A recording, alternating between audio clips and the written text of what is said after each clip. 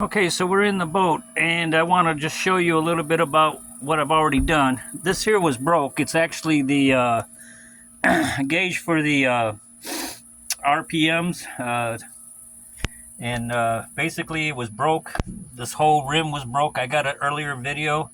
So I took the whole thing out, and I went ahead and took it apart, and I did a JB weld on the inside to hold the front part here had broke off. And so I JB welded it. I took the bracket off that supports it, put it all back in there, bolted it up. Everything was great. All the other dowels are really good. No issues there. It's real easy to get to it. You just take these screws off. There's 1, 2, 3, 4, 5, about 6 screws, maybe 7. You take them off, this thing will come right down. You can get to the back dials. Everything else is in pretty good shape. The seats do need a little mending. I noticed that when I was picking it up from the guy, some of the seats were tore, but you know, it ain't gonna be hard to find somebody or do it yourself. I might have a video on that. It's not too hard. So it's a 3.0 engine, and I've already did a little bit of work to it. I went ahead and installed the battery. It needed a battery, so I got one and put that in, the positive to the right, negative to the left. Overall, really good shape. It has a that is a switch here. These are shut-off switches. You got battery 1, or you can do battery 2. And the reason why you have 2 batteries is when you stop and you're anchored somewhere on the lake, you can actually switch to 2 and run the accessories like the radio, which most people run the radio. You're running off number 2, and that way number 1, which starts the engine, won't go dead, so you can get off the lake.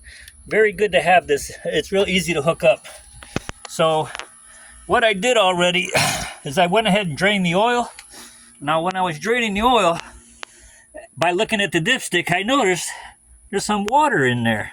So this kid that sold it to me said that he had already changed out the head gasket. Well, usually when you change out the head gasket, you change the oil. And maybe this just some leftover oil, maybe some leftover water that was in the oil, but it looks like a lot of contamination here. So there's a lot of water that was still in the block. I'm hoping it's just the water that was left behind. Maybe he didn't change the oil, but I went ahead and drained it. I had a little oil pan underneath, and you just put the oil pan down underneath, and you got a bolt right on the oil pan. Drain it right there. The only issue is you can't bring the pan out, so you have to get an actual pump to pump it from there into there. And that's what you need. Like I showed in my previous videos, I have a little air pump. Well, it's a suction pump, and it runs off the battery, and it'll pull the oil from one location to another location.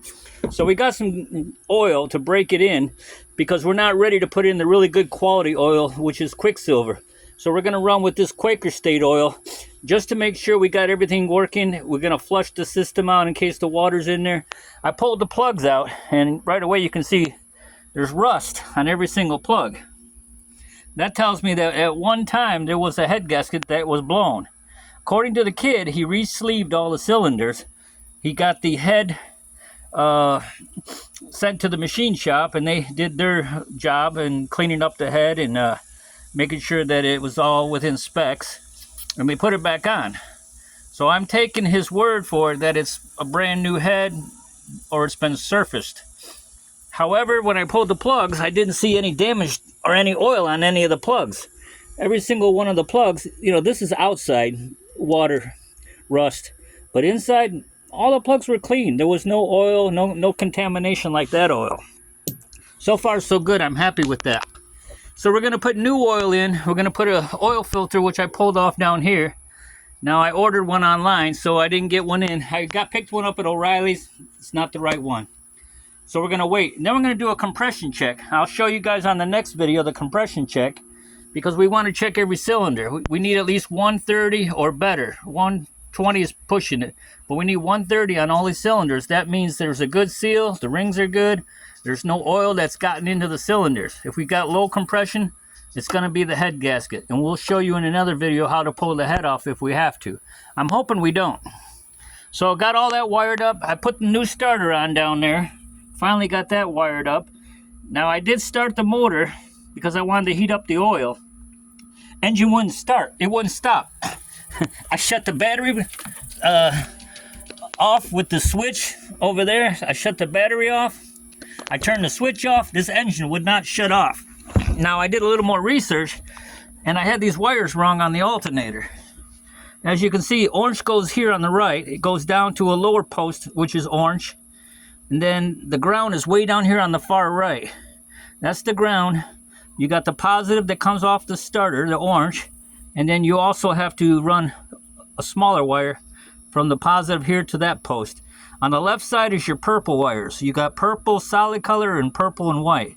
Now, when I did all that and did it correctly, the key would show all the instruments. Everything was